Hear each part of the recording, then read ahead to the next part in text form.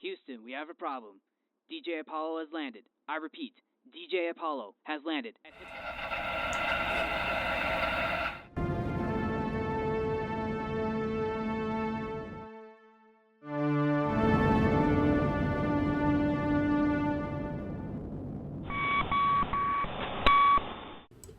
You are listening to the Tales of Music and Film podcast, and I am your host, Christian Taylor. And thank you for clicking on today's episode. We're going to be on the topic of music for today, and we got a very good album I'm very excited to talk about today. This is a brand new album I've never listened to for the very first time. Well, it's brand new to me because it came out in 2002, and I listened to the whole thing for the very first time. We're going to be covering Songs for the Deaf, and it is an album by a band that goes by the name of Queens of the Stone Age. Now, this is a band I'm not very familiar with, but my dad played this album all the time growing up around in the house. So my dad plays music in our house all the time. He's always playing something. And I remember growing up, I remember hearing songs off this album a lot. And I gotta tell you, this is a great album, and I'm very excited to cover it. So this will be interesting, because this is an album I'm not really too familiar with, so this should be very interesting. But in other news, nothing else really going on at the moment. I'm actually recording this on a Saturday. Usually I record my episodes on Wednesdays, but this past week I was super busy with both my jobs and performing other many tasks. Like, I barely had any time to breathe this week. Just busy. For all you young adults out there listening, I'm sure you can understand. I'm a year out of college. I'm 24 years old, working 2 jobs, and I'm trying to help my family out as much as possible. So, not a whole lot of free time on my hands, at least for now. But I am in very good spirits today. The last couple of days have been very well. Like yesterday, I had the amazing opportunity to finally be a sub-teacher yet again. Because for the last couple of weeks now, I've been a paraprofessional at the school where I work at. And I just help kids with their homework, or I try to help kids out, I help them catch up on late work if they have any.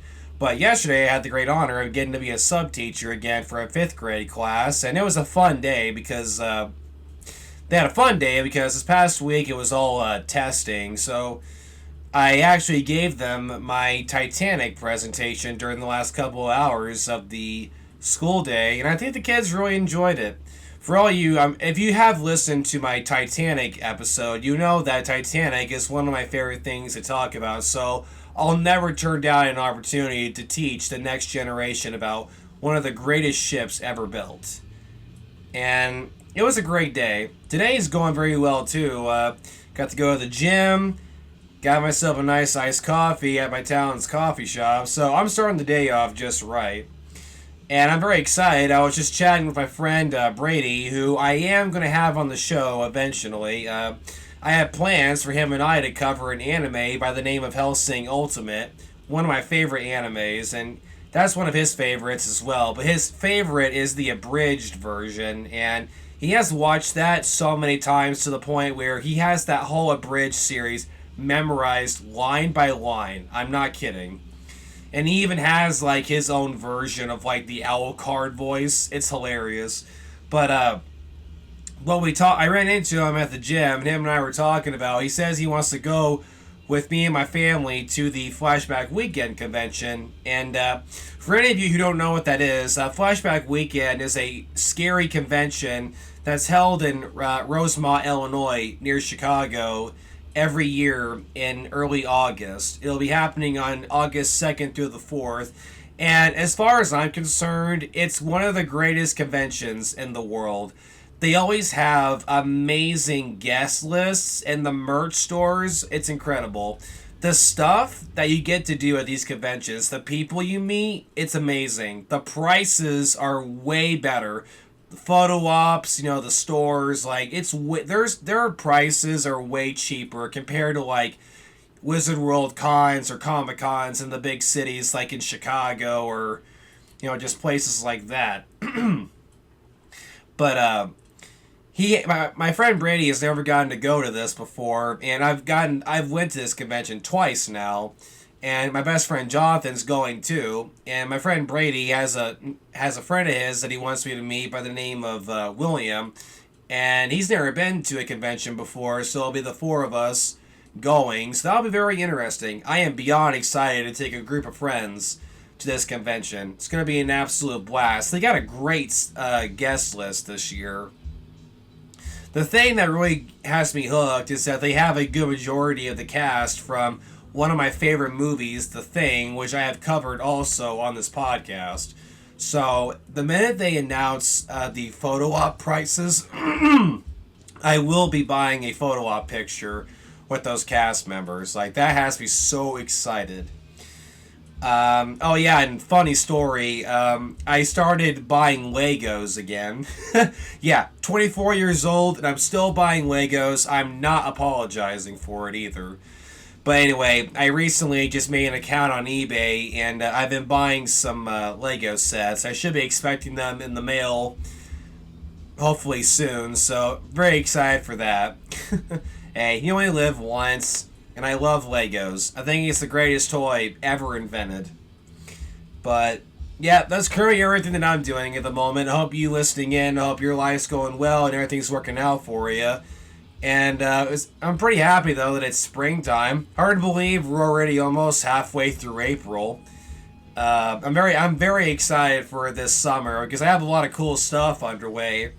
For any of you who don't know, I've actually been hired to be a boom mic operator for a mini movie that a friend of mine is making here in our hometown. Her name is Catelyn. She's one of the nicest people I've ever met in my life. She is a photographer, and she actually took my senior pictures for high school and college. Great person.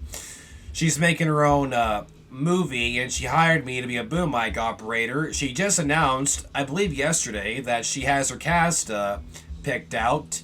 I believe we have the locations and picked out as well, and she just posted on Facebook recently that she has one of the songs finished up. She actually hired a composer to make some songs for her movie, and I believe those are wrapped up as well. So things are looking very promising, and our shooting schedule has been put together as well. So this summer, that along with the concerts that I mentioned, that I talked about before. So yeah, this summer is stacked with amazing stuff that I can't wait to experience. So things are going very, very well. So a lot of cool stuff coming up to be excited about. But how about we go ahead and start getting into this very interesting album. So, like I said, I've never really listened to Queens of the Stone Age before. But like I said, Dad always played their music a lot in the house. So I am familiar with some of their material. And I've never listened to any of their albums before until this one. I played it in my car when I was driving to my Walmart job, driving back and forth. And I gotta tell you, the songs on this, they are very, very good. And we'll get more into that here in a minute. But I gotta tell you, I love this album. It is super good. It's nice to finally get a chance, to listen to something new. Because I do have a habit, because I have a lot of CDs.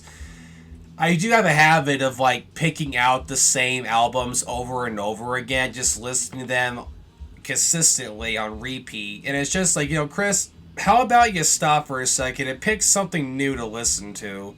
So I finally snapped myself out of the circle I was doing. And then I decided, you know what, I'm going to pick something different. So I finally decided to give this CD a shot, and thank goodness I did, because it blew my mind with the production quality.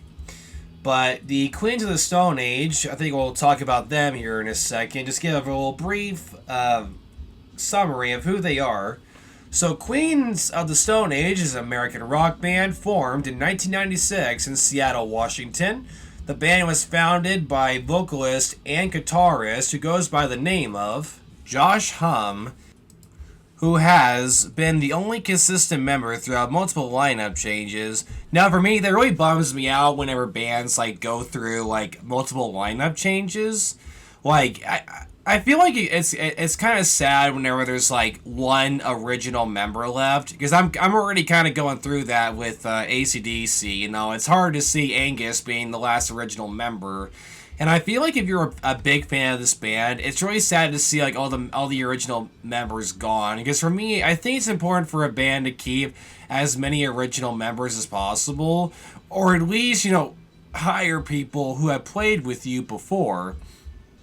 And I wonder how long the other members of the band have been in it. But seeing as that Josh Homme is the only one who's been there the whole time, just like Angus and AC/DC, just to give an example, the band has done a good amount of albums, and their first one was Queens of the Stone Age.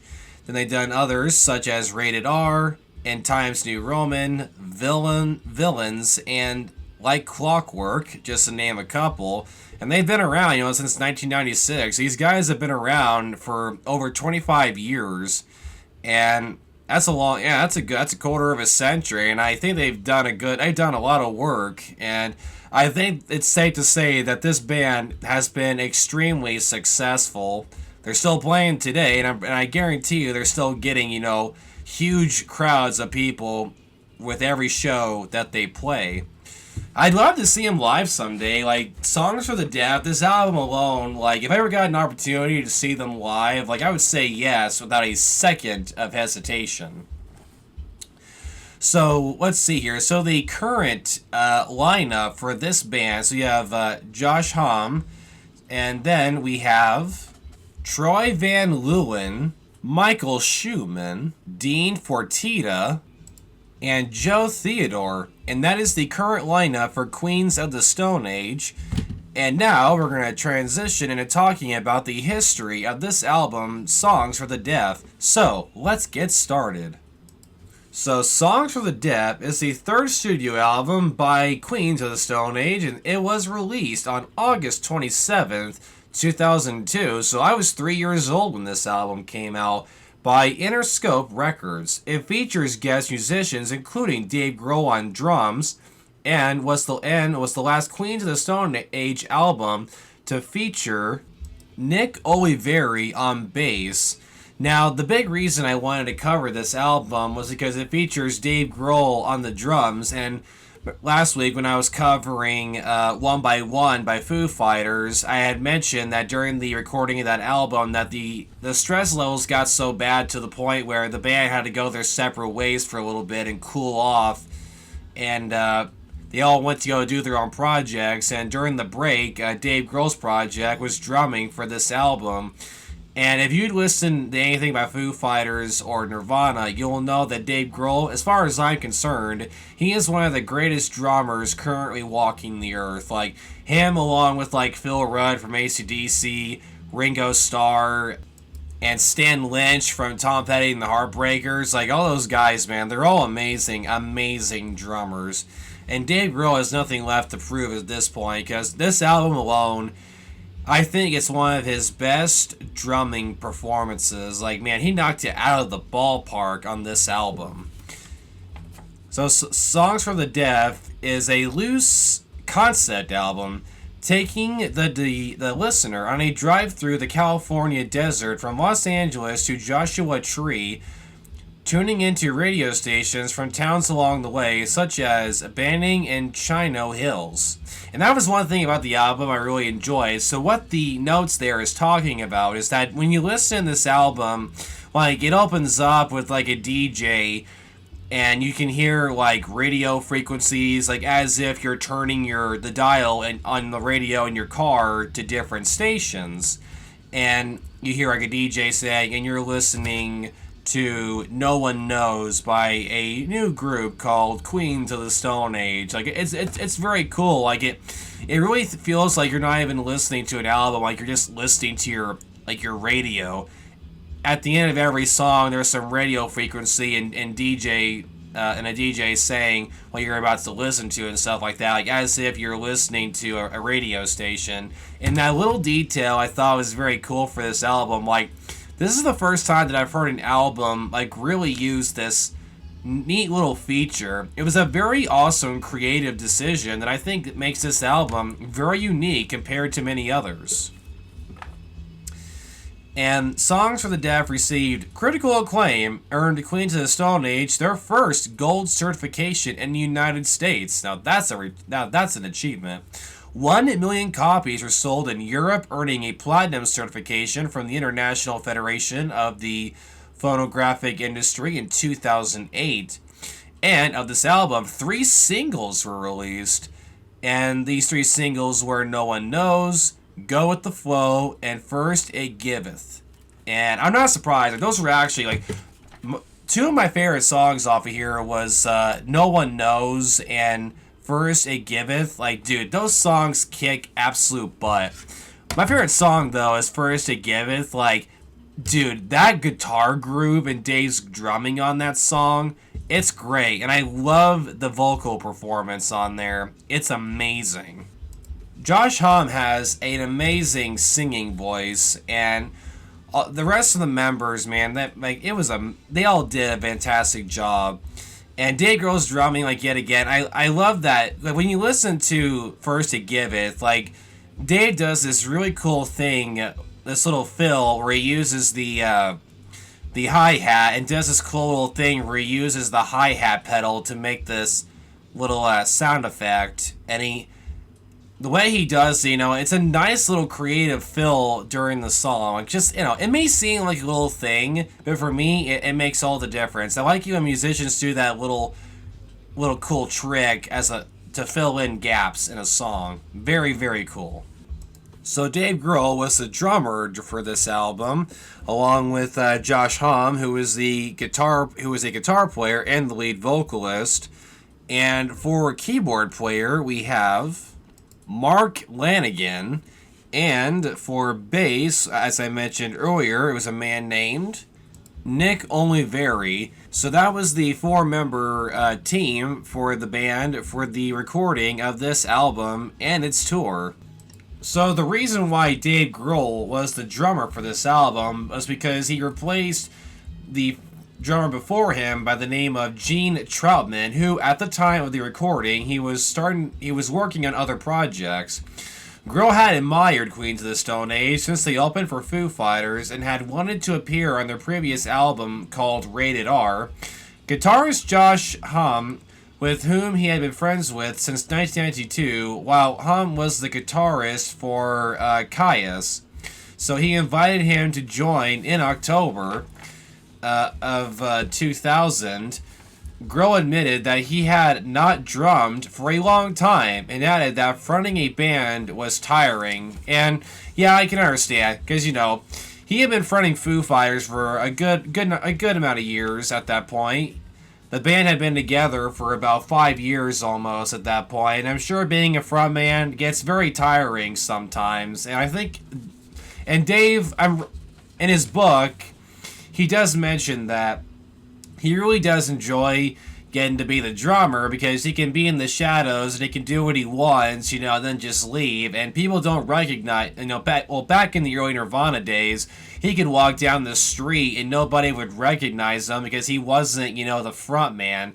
Like, when you're the front man of the band, you get a good amount of the attention because your face is like, everywhere. But when you're in the background, like, the drummer, for example, like, you're not seen as well. But I think Dave really did enjoy getting to take a break from being a frontman and getting back to doing, like, what started him as a musician, which was being a drummer. And like I said, I can't say it enough that he's a fantastic drummer, and that's what got him started. He started drumming for a band called Scream, and then he moved on to Nirvana, then Foo Fighters, then he got to play with Queens of the Stone Age. So drumming is like the main instrument, in my opinion, that he's extremely good at, right next to guitar playing, of course, and singing. So Songs for the Deaf was the last appearance on a Queen Stone Age record by Brendan McNichol and Gene Troutman on drums. It was also the last album that featured bassist and vocalist Nick Oliveri. and it was the last time he was a full-time member, as he was fired following the tour of this album. The album also included the first musical contribution to a Queens of the Stone Age album by multi-instrumentalist by the name of Natasha Schneider and Alon Huhanis. Now, these two, alongside Songs for the Deaf touring recruits Costello and Troy Van Leeuwen of Failure and A Perfect Circle, would subsequently become full-time Queens of the Stone Age members and contribute to the follow-up album Lullabies to Paralyze, which was released in 2005. Okay, before we go any further, I just wanted to take a second and say that having a cold is your worst enemy when you're a podcaster. Like, my voice is slowly starting to come back. Like, the cold is almost gone, but it's still affecting me. I've had it for 2 weeks now, and my throat is so dry. I literally had to pause this and go drink some water because my throat is taking a beating just trying to get through this recording. And then there's an occasional cough, and it's just driving me crazy. I hope my voice will hold out just long enough for me to continue this recording. So let's get back to covering the album. So, rounding out the core recording lineup of Hum, Oliveri, and Grohl was singer-slash-songwriter Mark Lanigan, who formerly was a part of a band called Screaming Trees, a band that Hum had toured with previously. Lanigan joined the band as a full-time member in 2001 after having guested on the band's previous album, Rated R, and provided additional songwriting and lyrics in addition to lead vocals on several songs. Now, without a doubt, Songs for the Deaf was Queens of the Stone Age's breakout album, and it garnered the band international recognition. Upon its worldwide release in late August of 2002, the album peaked at number 17 on the Billboard 200 album chart. So I think this was like really the band's like big moment of recognition. Every band goes through that. They released that one album that really got the world's attention. Like, we've seen that many times. Like Tom Petty and the Heartbreakers with their album Damn the Torpedoes, which came out in 1979. That was the album for that band that really got the public's attention. Then you had AC/DC with their breakout album Highway to Hell, which also came out in 1979, and that got the band the big recognition that they needed as well. So bands always have like that one album that really puts them on the map, and that's when their careers really take off. So now we're going to be going into some detail about the production of this album. So several songs on the album are reworked versions of tracks previously recorded and released in the Desert Sessions, a side project of Josh Homme with various guest contributors. You Think I Ain't Worth a Dollar, But I Feel Like a Millionaire was the opening track of Volume 5, which was called Poetry for the Masses, with vocals originally performed by Mario Lally instead of Oliveri. Hangin' Tree first appeared on Volume 7 called Jispy Marches. Song for the Deaf and Go With the Flow were previously performed as early as 2001, with the former having very different lyrics and vocals completely by Mark Lanigan. The main riff for No One Knows came from another Desert Session track called Cold Sore Superstars. Dave Grohl's drums are recorded in a small, dead-sounding isolation booth to create a tight, focused, punchy, and kind of claustrophobic sound. To allow for greater flexibility in positioning microphones, the cymbals were recorded separately. To achieve this, Grohl performed each song twice. For the initial pass without cymbals, he hit electric cymbal pads, then repeated the performance with real cymbals but a dummy snare and padded toms, so only the cymbals made noise. The takes were then blended. The engineer, by the name of Eric Valentine, credited Grohl for his patience in the process, which he described as very difficult. Between them, Hum and Oliveri had different opinions on the usage of fake radio experts between tracks on the album, the former believing it gave the album fluidity. According to Oliveri, they are a jibe at how a lot of stations play the same thing over and over. We don't get played on the radio, so I figured we should talk crap about them. So yeah, I can understand that. So maybe the reason why they decided to add that little detail to the album is kind of like to jab and poke some fun at some very traditional radio personalities. Like I understand what that's like. Like even I have fallen into that pit. Like for any of you who don't know, I was a radio DJ for 4 years. I DJ'd for 2 years at my first college, which was Lakeland Community College in Mattoon. Then I DJ'd 2 more years at my second college, Eastern Illinois University in Charleston. And for those 4 years, I did have a habit of playing old school stuff, but I always made a point to try to play as different stuff as possible. But even I did kind of fall into that pit of playing some of the same songs over and over again because I love them so much, and I really like playing old school stuff. It's what I'm known for.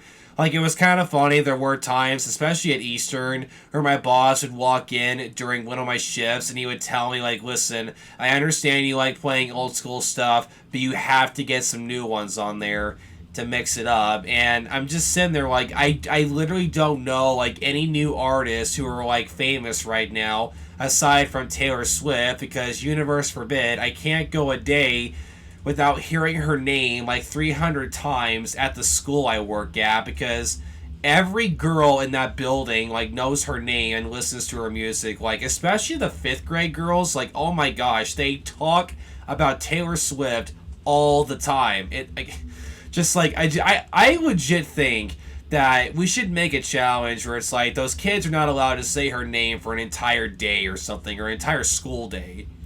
I feel like that would be physically impossible. But anyway, so I know about Taylor Swift, even Billie Eilish. I know a little bit about her, but really, those are like the only two that I could think of that are really, you know, making big amounts of attention with their material, but that's all I really knew. So yeah, I understand wholeheartedly about where these guys are coming from. You know, it's like they weren't getting played on the radio very much, so let's make fun of these, you know, radio stations because they think they know what good songs are. So yeah, I understand that. As a radio DJ, I fully understand where they're coming from with that statement. We are now going to be focusing on the overall reaction of when Songs for the Deaf was released, and we're going to be taking a look at what some critics had to say. So, Songs for the Deaf received critical acclaim and is often cited as the band's greatest album to date. On Metacritic, which assigns a rating out of 100 from aggregated critic reviews, Songs for the Deaf is assigned a score of 89, indicating universal acclaim, making the album the 3rd highest rated on the site from 2002. Josh Tarangel of Entertainment Weekly called it the year's best hard rock album, giving it an A. Kluge ranked it at number 6 on their list of best albums of 2002. NME placed the album as the 6th best, with the 3 singles each making the magazine's Tracks of the Year list over the course of 2002 to 2003. Stephen Hayden called the album the greatest hard rock record of the 21st century. Now, I think that's a very great comment to make on the album. Like, greatest hard rock record of the 21st century? Yeah, that's one heck of a comment to make. And here's my favorite comment about this album. It's from Dave Grohl himself. So in October of 2001, while the album was being recorded, Dave Grohl stated that Songs for the Deaf was his favorite album that he had ever played drums on. Now that is my favorite comment, without a doubt. Like, if I ever got to meet Dave Grohl in person, I'd tell him, like, listen, man, my top 2 favorite drum performances by you is Nevermind by Nirvana and then Songs for the Deaf. Like, your drumming on these albums, if you took the drums away from those 2 albums, they're just not the same. Like, you are a key part of these albums being as good as they are. So the album met with great success, earning the band's first, like I said, gold certification in the US on January 27th, 2003, shifting over 500,000 copies, as well as platinum certification in the UK on September 20th, 2002, with sales exceeding 100,000 of units sold, and platinum status in Canada. As of June of 2007, the total amount of sold copies in the US is estimated at 1,186,000, according to Nielsen SoundScan. The album received 2 Best Hard Rock Performance Grammy nominations for singles No One Knows and Go With The Flow. To celebrate the 20th anniversary of its Hottest 100 poll, Australian radio station Triple J ran a Hottest 100 of the last 20 years poll in June 2013. Songs that were released between 1994 and 2013 were eligible for the poll, and No One Knows was voted into 11th position. Now, that is pretty cool. Like, that's new information to me. Like, I think that that really says something, that one of your songs, made onto, one of the greatest songs released in the last, 20 years from the Hottest 100. Now, that is pretty significant. So that pretty much covers it for the critical reception that this album got when it was released. I think it's safe to say it's all very positive feedback. Now, I think this album will go down as Queens of the Stone Age's finest work, and I feel like it's one of those things, like with AC/DC with the Back in Black album. I wonder if this band will ever be able to, top the success that this album did. Because I feel like with certain bands, whenever they release an album this big, you got to remember there's a lot of pressure as well, because now they're tasked with having to make a follow-up album to this, and it's like, how do you do that? Because with AC/DC's situation, the albums that followed after the release of Back in Black, according to The World, these albums did not match the magic and energy that was captured on the Back in Black album. But, in my opinion, it's just one of those things where you just can't, follow up something that big. Like, same with, like, Queens of the Stone Age with Songs of the Deaf. Like, this album captured this energy and rawness that you just can't replicate again, It's lightning in a bottle, and something like that can only happen, like, once. So I wonder if the band was under a lot of pressure working on the next album after this.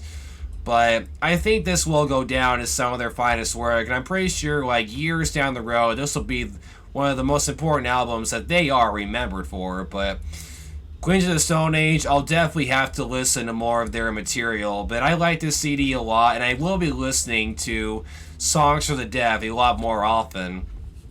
And the last thing that I wanted to mention, I realized that I didn't really mention, or at least I didn't go into more detail about my favorite songs. So, No One Knows, like, dude, great song. Kicks some serious butt. I love the guitar riffs for it, the rawness of Hum's voice. Like, man, it's just, it just has, like, it's like the 90s grunge era a little bit, mixed with early 20th century tech. Like, it was very cool. Now, First It Giveth, oh man, this song was just so good. It's my favorite song off the album, without a doubt. I love everything about it. And I did also really enjoy God Is in the Radio. Like, that was a good one. And Another Love Song, Hanging Tree, Six Shooter. Like, these are really, really, really good stuff. So I highly recommend that you check this album out. And I think it's going to wrap it up for the covering of this album. I hope that you really enjoyed this. I had a lot of fun doing this. And I just want to make a quick mention that I will be covering movies for the next couple of weeks. The first film that I want to cover is one of my favorite superhero films of all time, which is Spider-Man 2 by Sam Raimi, because the movie is 20 years old this year, and I regard it as one of the greatest superhero films ever made, so I will be covering that next. And with the release of the brand new Beetlejuice sequel later this year, I figured it would be a good idea to go back and cover the original Beetlejuice from the 80s. I'm very excited to cover this film, and I haven't seen Beetlejuice in a very, very long time. So I'm very curious to see if this movie still holds up or not. I am a fan of Tim Burton and his work. Like, I have covered the Wednesday show on the podcast, so this will be interesting. So those will be the next two films that I will cover.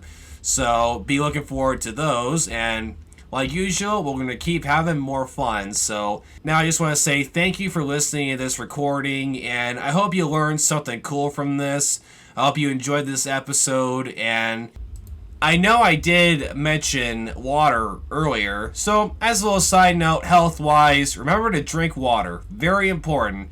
Water does a lot more for you than you think. It washes, all the crap out of you, and it helps, clean up your body, and water is very important. It helps with your skin, and it just keeps you hydrated, so very important. So I highly recommend that you drink more water, and maybe even cut back on caffeine. Like, little side note, health-wise, I started this journey about a month ago where I've been cutting down on my drinking of caffeine, and I drink about maybe 1 can a day or half a bottle.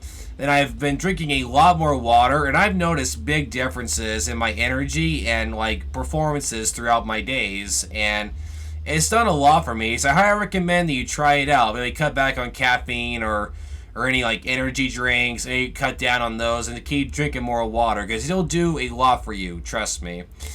And the weather is starting to get very nice outside, so I highly recommend you go for a bike ride, a jog maybe, because the weather around here, especially in Illinois right now, it's beautiful. Very gorgeous weather. So that was just a little, health side note that I just wanted to say. So to you listening, take care of yourself and keep living a good life. And remember to take care of yourself. Very important to take care of yourself. So till next time, my name is Christian Taylor, and you are listening to the Tales of Music and Film.